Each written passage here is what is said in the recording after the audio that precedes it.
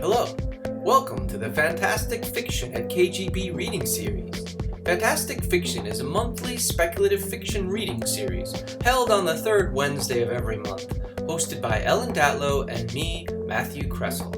We spotlight well-known and up-and-coming science fiction, fantasy, and horror authors, and admission is always free. We publish a monthly podcast and video so people who can't attend the in-person event can still enjoy the readings.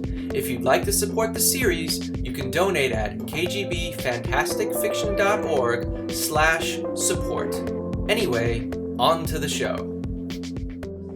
Welcome to Fantastic Fiction at KGB. My name is Matt Kressel. I co-host the series here with Ellen Datlow. We are always free. We never charge a cover. All we ask is that you buy a drink, hard or soft, and tip your bartender, Mary, who is working hard to keep you all hydrated. I don't even have to ask you to applaud for Mary. You guys are great. Who here is their first time at this reading series? Raise your hand. All right, welcome. Welcome all. Thank you so much for coming. We have a mailing list at kgbfantasticfiction.org. You can sign up there, or you can follow Ellen and myself on all the socials. We don't spam. I'm very excited about our readers tonight. Carol Gyzander has been a long-time audience member of the series, and now she's reading for us. And Daryl Gregory just reminded me that he was our first brave reader after the COVID lockdown. Him and Mike DeLuca. So he came here in person is what I'm saying, because we went online only during the lockdown, which was great. We had people from all over the world, Pakistan, South Africa, England, Australia, etc. But also right here in New York City with Daryl. Thank you, Daryl, for doing that. You stepped up. And there was like 5 people here, and you know, everyone was timid. We'd been at home for 18 months or whatever, and now look at us. Look at how far we've grown, right? Any other announcements that I don't know? Ellen likes to do the upcoming readers, so I will not steal her thunder there. So I'll just... No, I'm not going to do half. You could do them all. Our first reader tonight is going to be Carol Gyzander. Carol is a 2-time Bram Stoker Award nominee who writes and edits horror, weird fiction, and science fiction with strong women in twisted tales that touch your heart. She has stories in Weird Tales 367, Weird House Magazine, Under Twin Suns, and numerous other publications. Carol edited and contributed to the Stoker-nominated Discontinue If Death Ensues, Tales from the Tipping Point. Can I just show this? I said to Carol just now, this looks like a Bible. But a really shiny and amazing, I mean, you know, Bible's your thing. No offense to people that Bible. But this is a beautiful looking book. But anyway, Flame Tree Publishing puts that out, including her poem Bobblehead. Are you reading that tonight? Carol's going to read from Bobblehead tonight, which is nominated for a Riesling Award. She is co-chair of the HWA New York chapter and co-host of their Galactic Terrors online reading series, of which I've been a guest. It is a fantastic series, not just because I'm on it, but all the other people. No, seriously, they're great hosts. And follow her on Instagram at Carol Gyzander. So here's Carol. Thank you.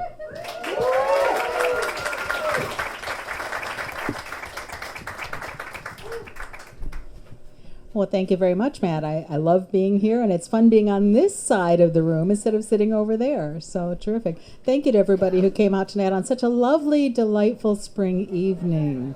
Yes, that's dedication to fiction writing. Well, I wanted to mention that this wonderful book that he described as a Bible is actually wonderfully stabby feminist horror.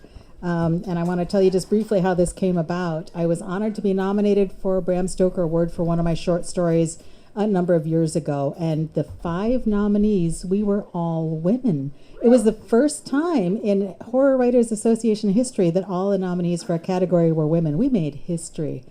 Well, I tend to be a little bit chatty, and some of the other authors are as well, and we made friends and got to realize we had a very similar approach to what we like to write about women and the empowerment of women and focusing on a bunch of issues. So we banded together and put together this anthology, and we were actually, we got a little name for ourselves.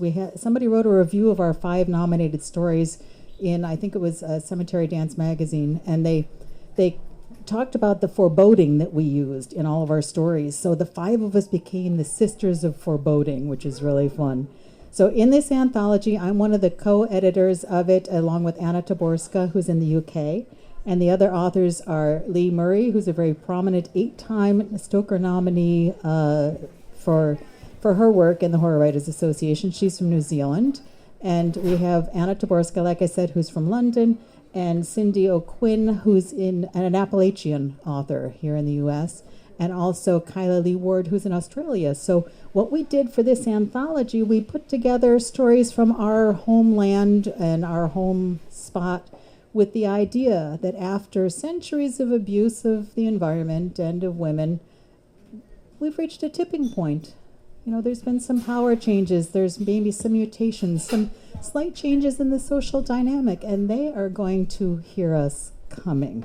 So each of us put in a poem and 1 or more stories from our area. So I'm going to read my poem that Matt so kindly pointed out is currently nominated for a Racing Award.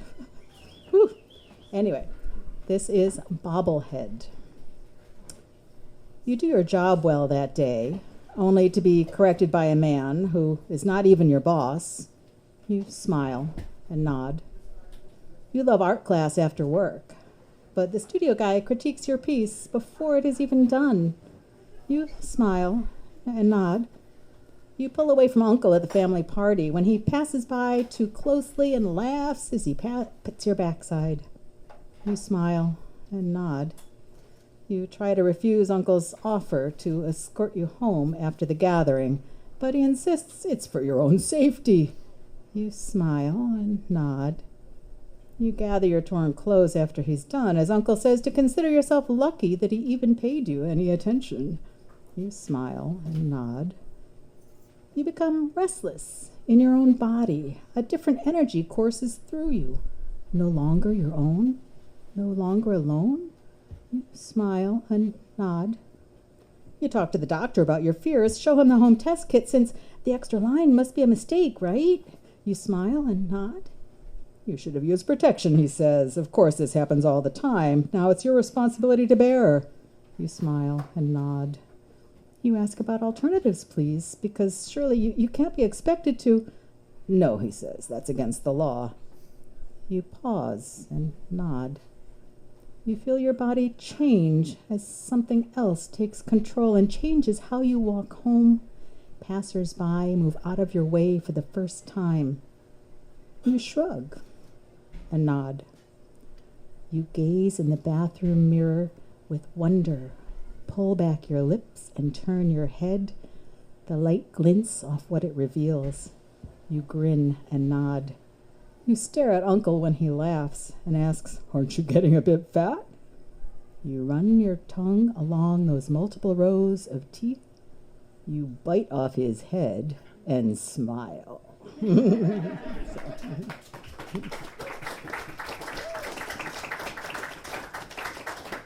Okay, that one is way more stabby than this one. And this is a short story called Because Science. Still riding the high of her recent college graduation, Emma clinked her glass against Rachel's bottle of IPA, ignoring the sour beer and sweat odors as they toasted their future. She didn't want to give up on the evening, although the rest of their graduating friends, 3 other young women, also technology and science majors, had already left the rural Pennsylvania bar. I knew we could all do it. She took a sip of her now watery diet soda. So, what will you be doing at the lab? Rachel grimaced. Well, as the lowly summer intern, the best I can say is it's great to have a job in the field, and I'm sure it will help me when I get to medical school in the fall. What about you? First day at the engineering firm tomorrow, right? Good thing you volunteered to be the designated driver. She tapped her bottle against Emma's glass with a chuckle and took another swig. Hey, come on, Julie did too. We understand about drinking and driving because science. She leaned back on her bar stool, stretched her arms over her head, then sat forward. Golly, could you have imagined back in high school that all 5 of us would be science majors and graduate top of our classes? Right? Rachel asked, taking another sip. So what's the story with that hate mail you got? Beats the hell out of me. Emma threw her hands up in exasperation. Some idiot sent me a snail mail saying I should find a more appropriate job if I knew what was good for me. Good for me? I worked hard for 4 years, graduated summa cum laude, and landed an ace job. And now some asshole's telling me what to do? What is this, the 50s? Snail mail? Rachel choked on her beer as she laughed and leaned forward to grab a napkin, then grabbed Emma's arm and pointed at the television screen over the bar. Look, holy crap, isn't that Julie's car? Emma swiveled to check out the late-night news. The headline read, "Another group of women report seeing the man." The hazy image showed Julie's crumpled 10-year-old Toyota wrapped around a huge pine tree. The vehicle perched off the edge of a dark 2-lane road running through a forest. Rain poured down the car's back window, obscuring the interior, but the camera moved around to show the smashed windshield. Oh my God, Julie, where are they? Are they dead? Hush, everyone, hush! Can you turn it up? Rachel flagged the guy behind the bar. That's our friend's car. The bartender surveyed the small crowd nursing their drafts, then shrugged and increased the volume. The reporter's voice came on. And the 3 young women involved in this accident are from Smithville, just home from graduation at the Science College. These 3 are luckier than some of the earlier accident victims.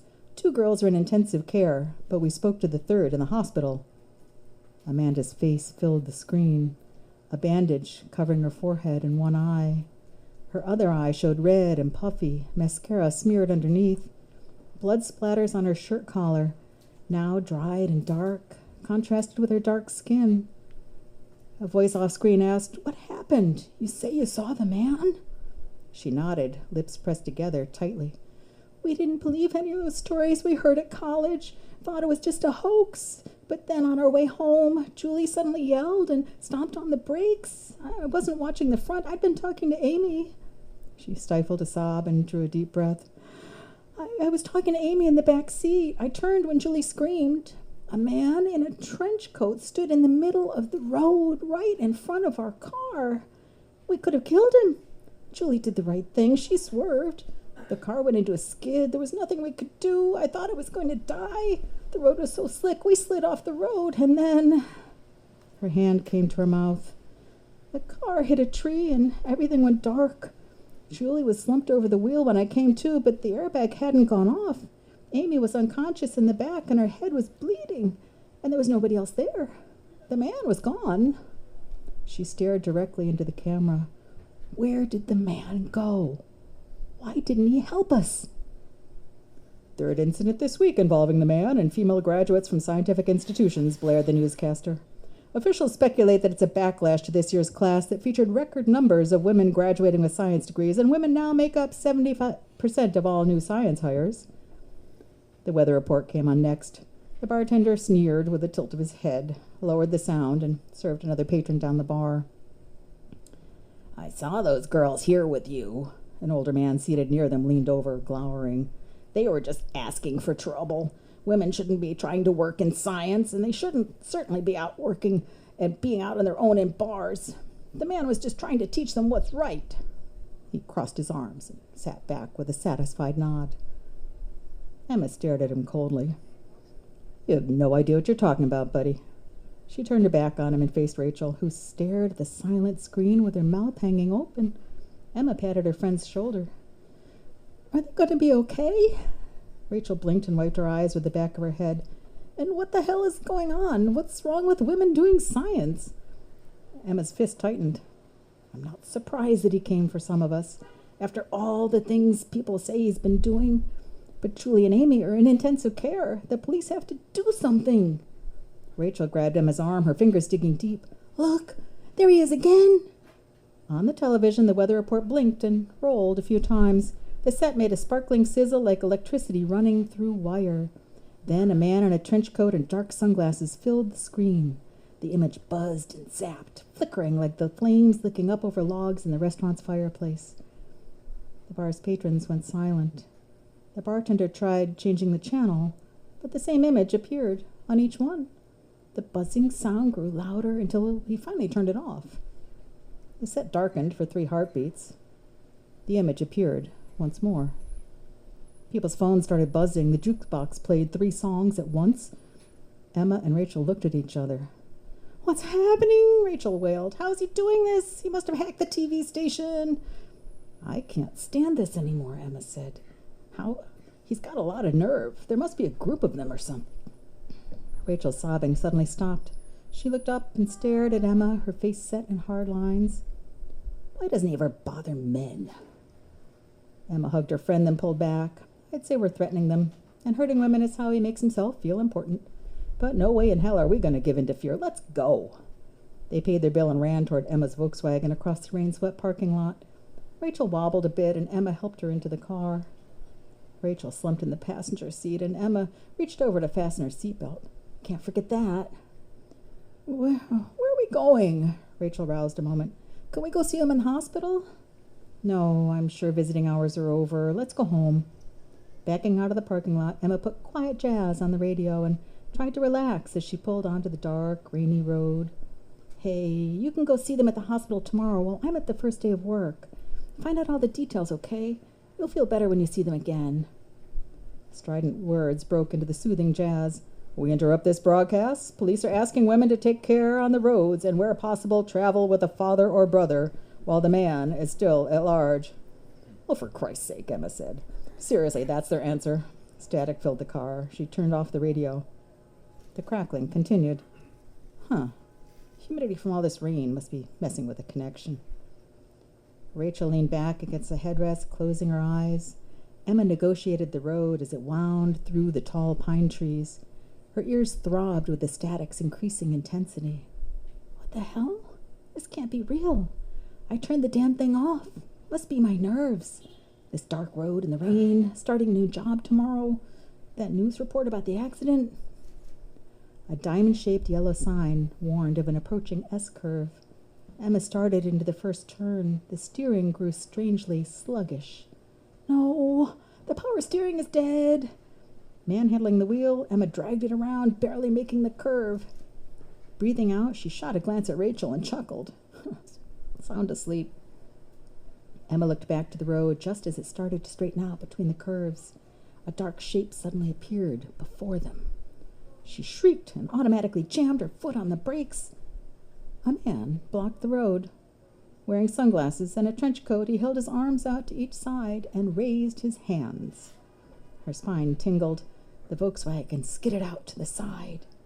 "Not putting up with this." Emma clenched her teeth. "I studied physics." She kept her foot off the gas, using all her strength to turn the steering wheel into the skid and keep the car on the road. The wheels caught the pavement, and she straightened out, careful not to overcorrect as she approached the second turn, heading right toward the man looming ahead. "Leave us all alone." She waited for the thud. Instead, the front of the car passed right through the man.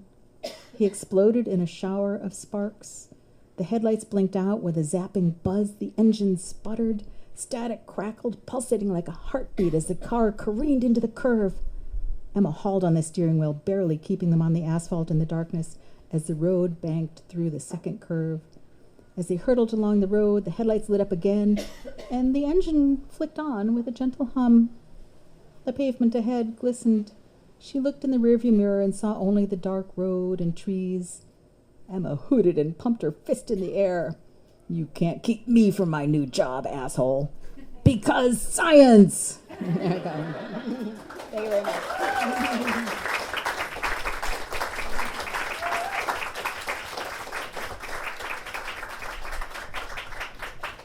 Thank you. Thanks to science. Anyway, we'll take a 10-minute or so break, have another drink, and relax, and we'll be right back.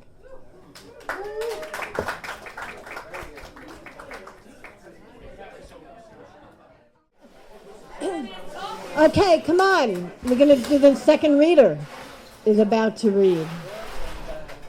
But before that, as Matt knows, I like to announce who's coming up, because otherwise I feel like I have nothing to do. Okay, Forthcoming readers are June 11th, David Surface and Christopher Barzak. July 9th, we have John Kessel and Caitlin Rozakis. August 13th, Deborah Every and Cassandra Coy. Is Deborah here? Okay. September 10th, Shiva Kumar and Fran Wild. October 8th, Liana Renee Heber and Shiveta Thakra. November 12th, we have Mary Robinette Cole and Lara Elena Donnelly. December 10th, we have Martin Cahill and Daniel Brown. And after that, we have Rachel Harrison and Timothy Shawaga. Is that pronounced right, I think? Shawaga, we think. And so that's what's coming up. But tonight, we have Daryl Gregory, who did not bring books to sell, but he would have had to lug them around. That's all. Yeah, but go and buy them anyway. He will show off his new book. Phones. Right, yeah, what's your excuse? And he has Venmo, probably, maybe. Yeah, sure. And the audio is really good. Oh, good. Is it? Anyway, Daryl Gregory is a Seattle writer whose latest novel is When We Were Real, which is what he's going to be reading from, which Kirkus in a starred review called a marvel. And Kirkus does not lightly give out praise from. They have a horrible reputation of being really nasty. So, I'm sorry, you write for them. She's a nice person. She writes for them, but usually they're really mean over the years. They have a reputation. Let's put it. Okay. His books and short stories have been translated into a dozen languages and have won multiple awards, including the World Fantasy Award, the Shirley Jackson Award, and the Crawford Awards, and have been nominated for the Hugo, Nebula, Edgar, and other awards. His 10 other books include the novels Revelator and Spoonbenders, the novellas, the album of Dr. Moreau, and We Are All Completely Fine, and the collection Unpossible and Other Stories. He also teaches writing and is a regular instructor at the Viable Paradise Writing Workshop. Please welcome Daryl Gregory.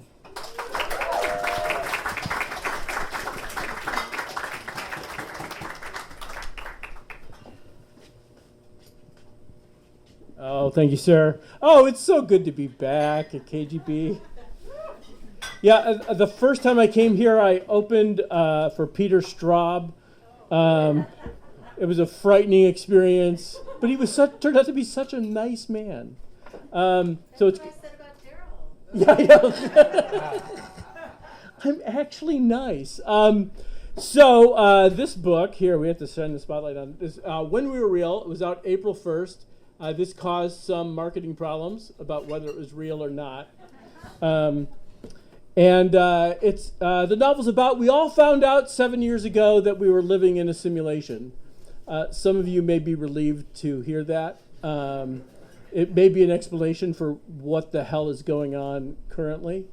But the folks in this book, we found out we were living in a simulation and nobody got superpowers or super kung fu or learned how to dodge bullets. And so the question is for the rest of the people in this novel is, well, what do we do now? And so a bunch of these people are on a tour across North America to see the impossibles, these sort of glitches and miracles in the landscape that are proofs that we're living inside a simulation because they break all the laws of physics. And so they're on a bus company cleverly named Canterbury Trails. Yeah, I know, right? This is what happens when they set English majors free. In the reading tonight, there'll also be a gratuitous Gilgamesh joke. So there's 19 people on this bus, and all of them want something different to find out what's happening in the simulation. I'm going to read a couple short scenes.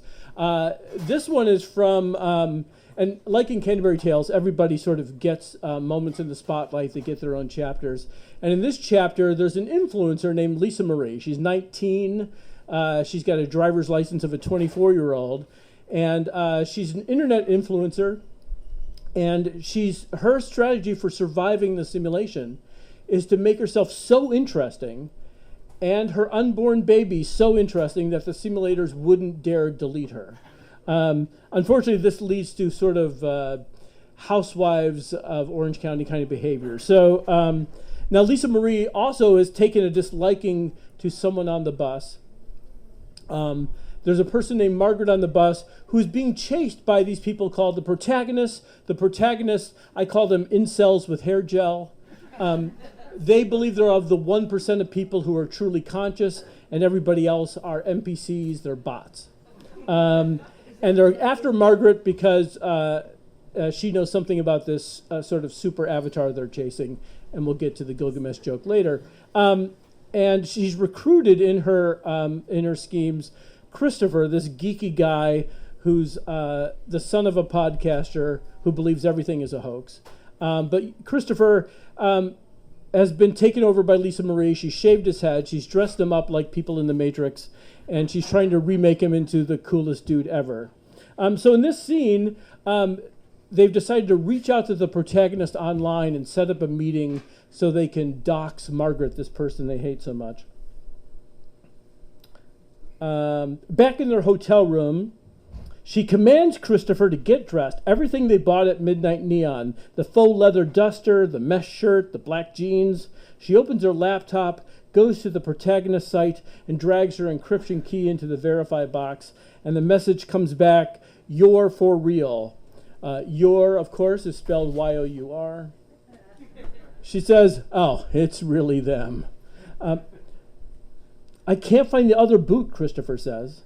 "Forget the boots, they're not going to see them." She closes the drapes and looks for a suitably blank backdrop. There isn't one.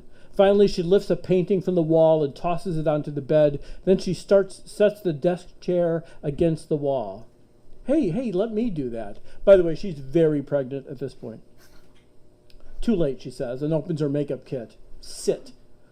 What do I say to them?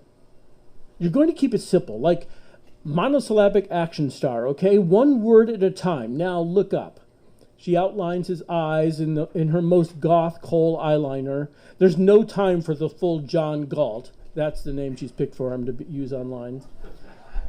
She's going to have to make do with stage lighting. She grabs a desk lamp, plugs it into the nearest outlet, and it's a multi-stage process to get her awkward body to lower enough to click on the lamp. Then she aims it at his face. His bald head is nicely shiny. "But what if they ask who I really am?" "They probably know who you are, Christopher. Don't lie. And follow my lead. I'll be right behind the camera."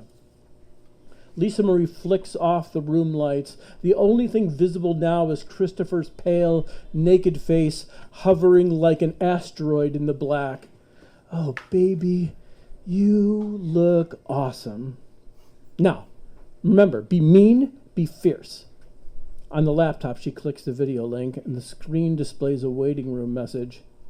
"You ready, baby?" Lisa Marie says.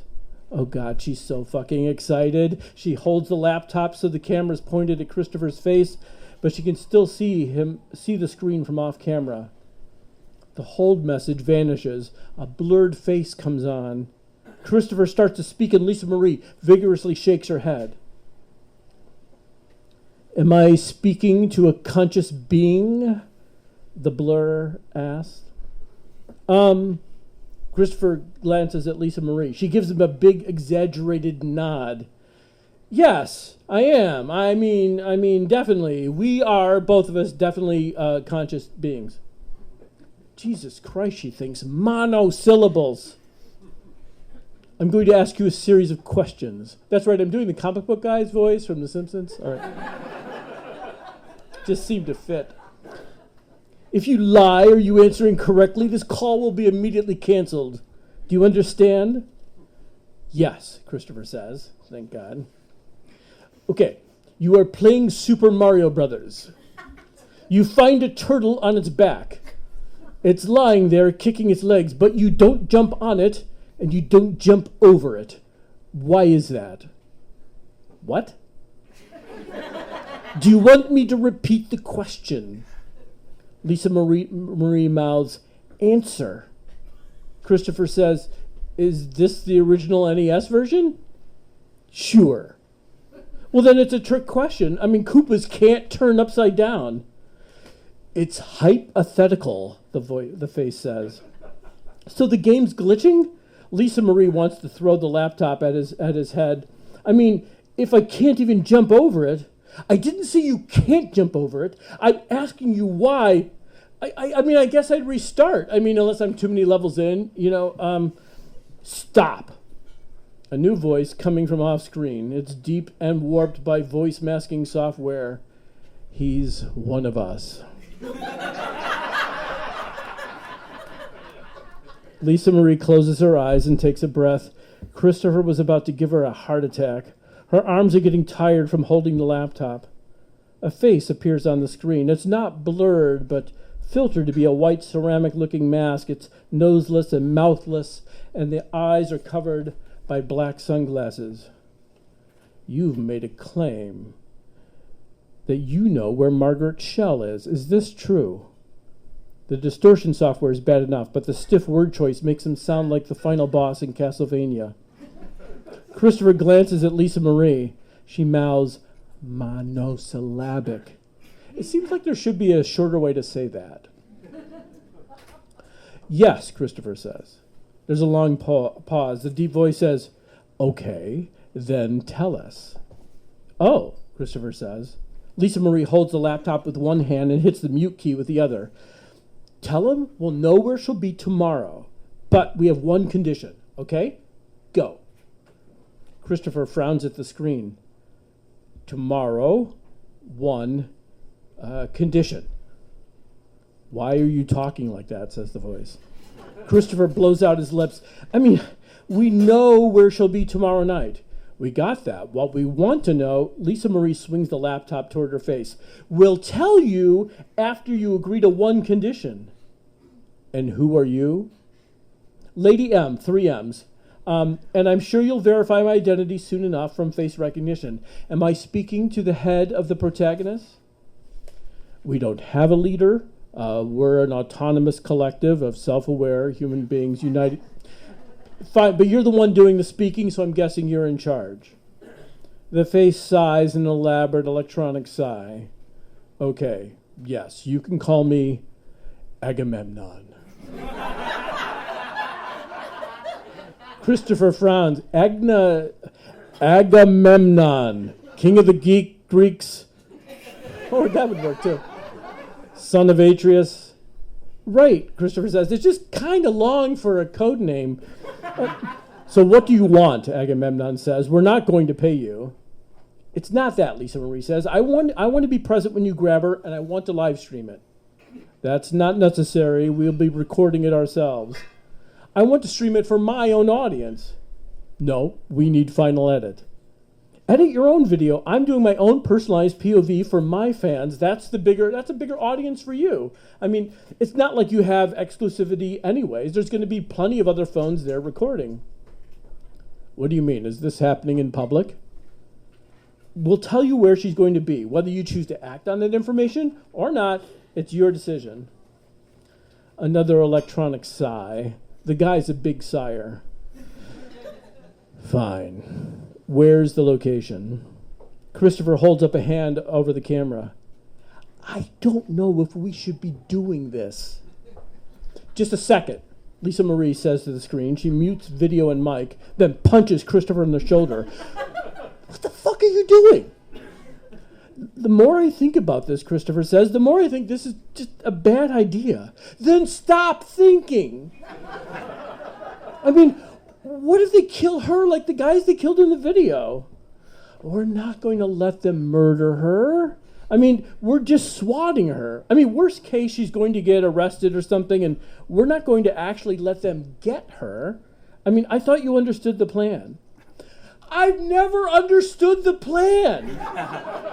If you're going to tell them where she really is going to be, so we can film it, Christopher. If we can't film it, there's no story. Don't worry, we're also going to tell the cops that the protags are also showing up. They'll stop those jerks before they reach Margaret, and then we get to film them getting arrested, and we also get to film Margaret getting captured, and we get to spin the story any way we want. Hello, Agamemnon says. Is there a problem here? She moves to turn on the camera, and Christopher stops her. Wait. This could be terrible for your audience. I mean, and for your child. That gets her attention. You don't want the baby to be associated with a bloodbath, right? I mean, that would follow her or him, for the rest of their life. It would overshadow whatever they do. Lisa Marie feels the truth of that sink in. God damn it. All right. What do you want me to do? Make them promise they won't kill Margaret. Or anyone else. We can't believe their promises, Christopher. Well, then give them a good reason. She thinks for a moment. The ideas are there in her head, like they've been holding their hands up, waiting for her to call on them. She unmutes and looks into the camera. All right, we have one more condition. What now? We don't want any bystanders to be harmed, okay? No gunfire. Some bots may have to be sacrificed, Agamemnon says. Listen, dickhead, I'll be right there. And some of those people around me are my friends. And they're real people, not bots. They're self-aware just like you and me. I don't think you could tell the difference. We're not arguing about this, Lisa Marie says, and you're not going to kill Margaret either. That's 3 conditions, and I'm hanging up now. Don't be stupid. You need her alive because you need to interrogate her. You want her to tell you where this Utnapishtim guy is, right? Gilgamesh reference. And my parents thought I wasted all that money in college becoming an English major. She's been reading all about the protagonist's obsession with this Utnapishtim character. He's some kind of super avatar they've been chasing since the early days of the announcement. So listen, just grab them, she tells them, and question her on your own time. Agamemnon says nothing for several seconds. Then he sighs. Deal, he says. Okay, that's the end of that scene.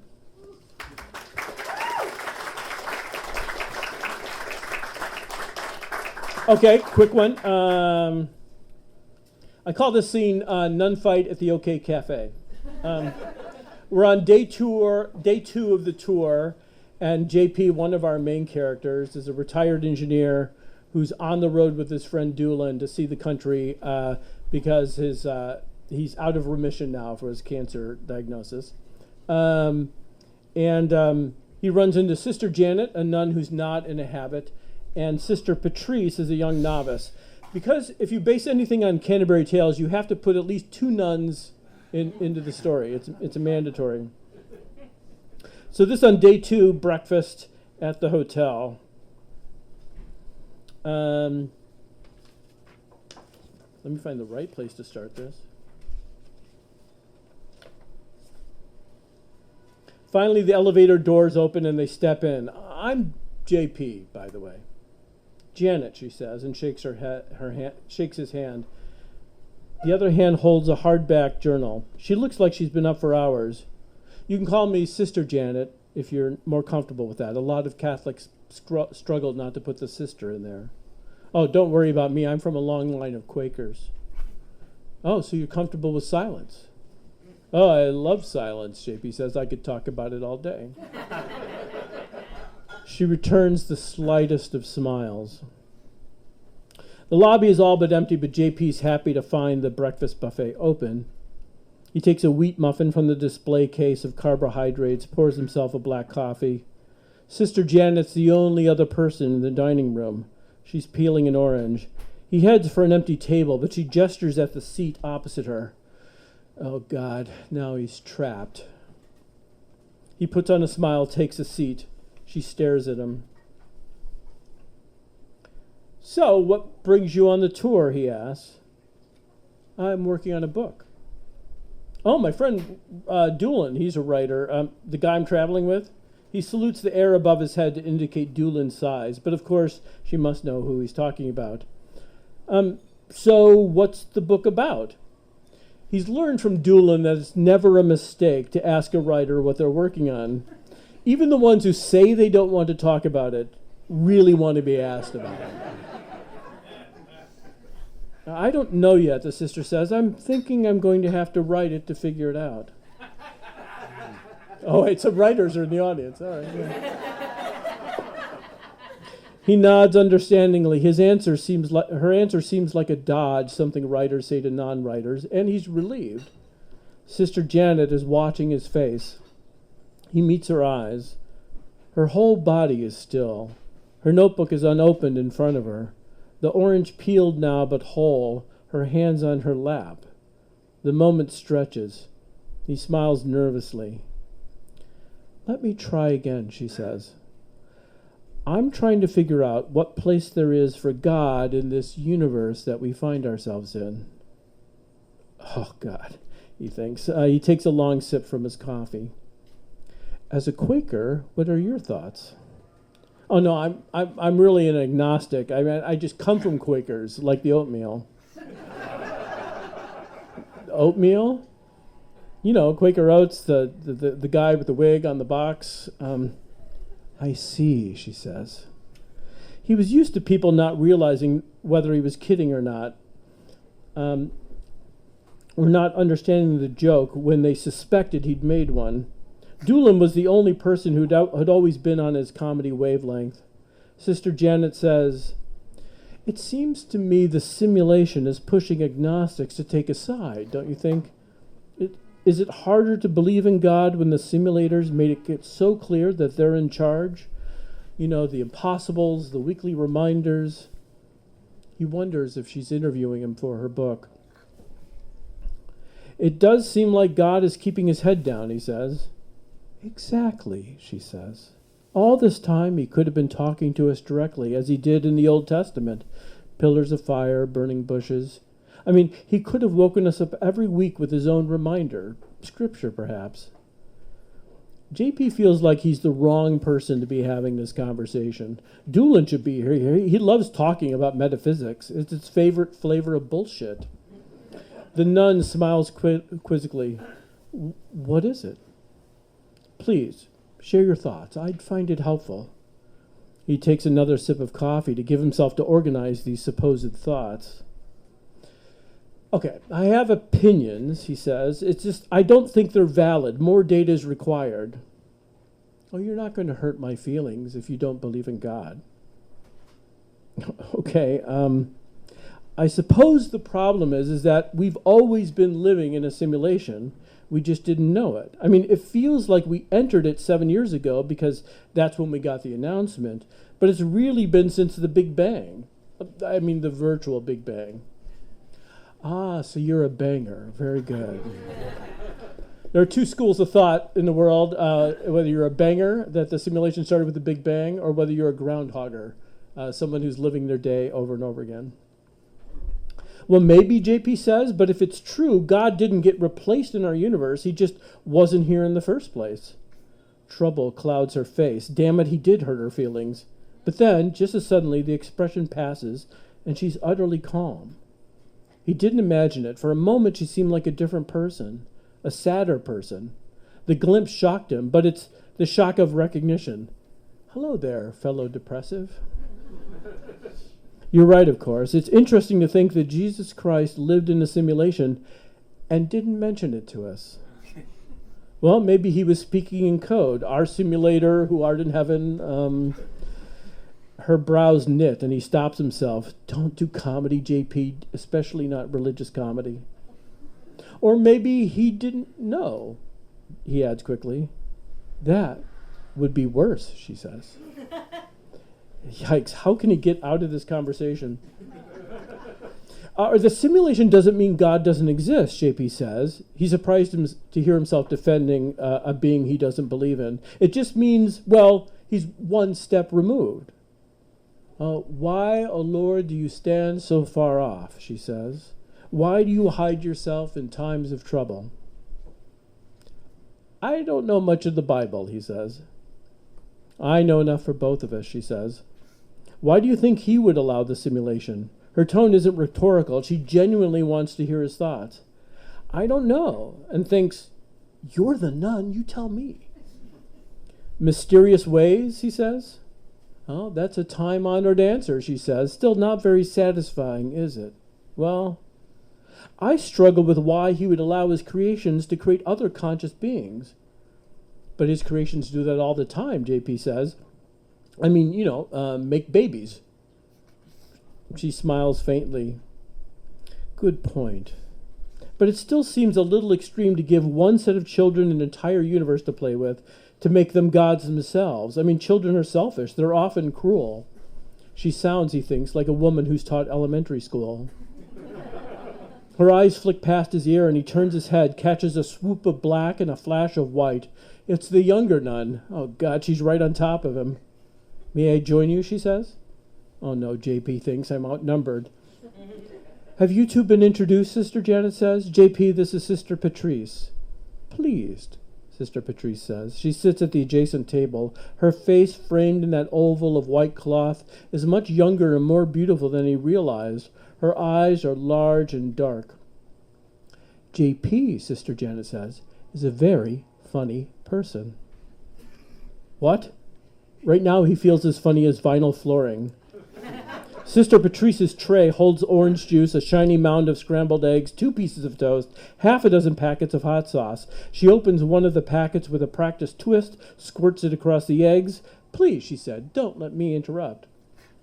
Sister Janet says, we were just discussing the problem of evil. He thinks we were? At first glance, the simulation solves the problem, Sister Janet said. If God isn't in charge, all the cruelties of life, disease, hunger, poverty, the loss of innocent life can be blamed on the simulators. They're immoral, uncaring, or just short-sighted. Perhaps, then, we need a second glance, Sister Patrice says coolly. She opens her 3rd packet of hot sauce. God is in charge. He is the prime creator of all creation, even this world. JP wonders, are they having a fight? Sister Janet says, but then we have to wonder why God would abrogate his responsibility. I mean, he's essentially allowing one set of sentient beings to have godlike control over another set of beings. With respect, Sister Janet, Sister Patrice says, he has abrogated nothing. The simulators are no different from presidents and kings, who also have power over their subjects. God has given the simulators free will, and they can make their own choices just as we do. You've hit on the primary problem, sister. The simulators can actually control our choices. They decide what we decide. I don't think so, Sister Patrice says, with respect. Certainly they can constrain our choices like any worldly authority. The police can throw you in jail. They can stop you from ordering a steak by giving you only bread and water, but they can't stop you from wanting a steak. They can't stop you from deciding to share your bread with another prisoner. The novice's words are speeding up. No one controls our moral choices, not even God. I believe this was all settled in the Garden of Eden. Oh, they're definitely having a fight. The simulators do control our moral choices, Sister Janet says. Her tone hasn't shifted from the flat calm she's been using with JP. But there is no give in her voice, no hint of uncertainty. We're programs. Our minds are part of that program, and a program can be made to do whatever its programmer wants it to do. Think of video games. Characters can fight and murder. This isn't Call of Duty, Sister Patrice says. They can't make us sin, even if they force us to do something bad. Make us pick up an AR-15 and shoot someone in the head with it. Then we have not sinned. Sin is a choice. JP, you must see the difference. He's startled by the use of his name. He's still processing the novelty of a Catholic nun talking not only about first-person shooters, but about shooting a person in the head. Sister Janet says, I agree with you, sister. In the absence of free will, we cannot sin. That's my point. Absence? I didn't say that. Of course we have free will. How can we, Sister Janet says? If we're code, that means we are conscious because of a mechanistic process. Our thoughts are generated for us. Whoever us is, whoever the I is. The code can make us choose what it wants us to choose. It can even make us feel as if we're doing the choosing. God would not permit that, Sister Patrice says. If we don't have free will, we don't have anything. What's the point of creating us with self-awareness then? Why not just build robots? JP suddenly stands up. Well, sisters, I need to run. We may not have free will, Sister Janet says, but we have one thing that makes us different from the robots. One quality. We suffer. Okay, one last little thing to read. So JP JP makes this joke about the programmer's prayer, and he tells his friend Doolin, the comic book writer, who says, "All right, I got this." And the next time they show up at a distillery, he stands to say a prayer, which is also a toast. So if you have a drink at the end of this, we're all going to toast, okay? And you could say this along with me if you already know it. No. Our simulator, who art in reality, hallowed be thy game. Your kingdom runs in simulation, an earth that's not quite heaven. Give us this day our daily lives, and forgive us our glitches, as we forgive those who glitch against us. Lead us not into game over, but deliver us from bugs. For thine is the server, the power supply, and the software, forever and ever, until you pull the fucking plug. Slug!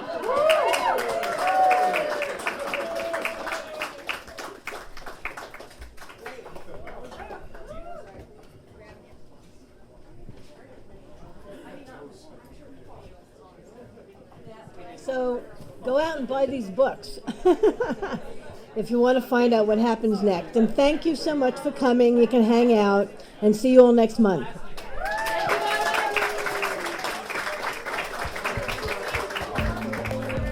You have been listening to the Fantastic Fiction at KGB reading series. Check out our website at kgbfantasticfiction.org and click on support if you'd like to help keep the series going. Anyway, that's our show. Thanks for listening, and see you next month.